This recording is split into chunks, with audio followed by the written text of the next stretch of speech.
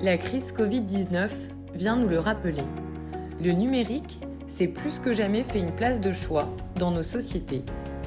La transition numérique a de nombreuses vertus pour l'économie et le citoyen, en étant un facteur de croissance, de progrès et de démocratisation des savoirs. Mais cette rupture technologique renforce les inégalités présentes dans la société et en crée de nouvelles.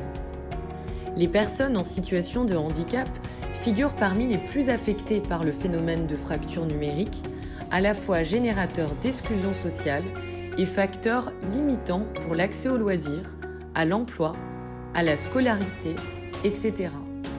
Et pourtant, il existe des solutions pour réduire ce phénomène. Lorsque les personnes handicapées sont conseillées pour améliorer leur accès au numérique, la réponse apportée risque d'être limitée. Les professionnels des structures d'accompagnement ne sont a priori pas experts des nouvelles technologies.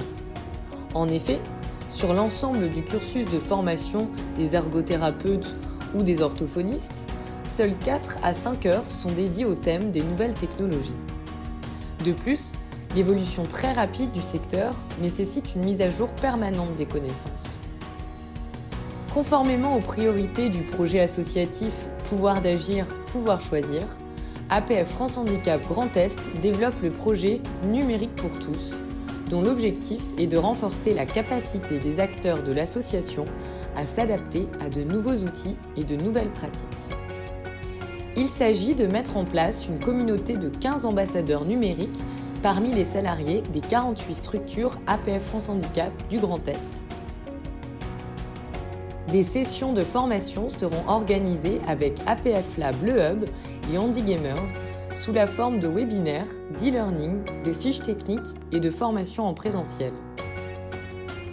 Ces ambassadeurs seront équipés d'un kit de matériel permettant des adaptations selon les déficiences. Contacteurs, clavier, dispositifs de pointage, commande à la tête, commande oculaire ou encore manette adaptée. Le dispositif numérique pour tous favorisera l'émergence d'une société numérique ouverte, fiable et protectrice des droits des citoyens en contribuant à l'adoption de nouveaux usages numériques, au renforcement de l'accès aux droits fondamentaux, à la diminution du sentiment d'isolement, à la montée en compétence des professionnels des établissements. Nous cherchons actuellement des partenaires pour soutenir ce projet. Pourquoi pas vous ?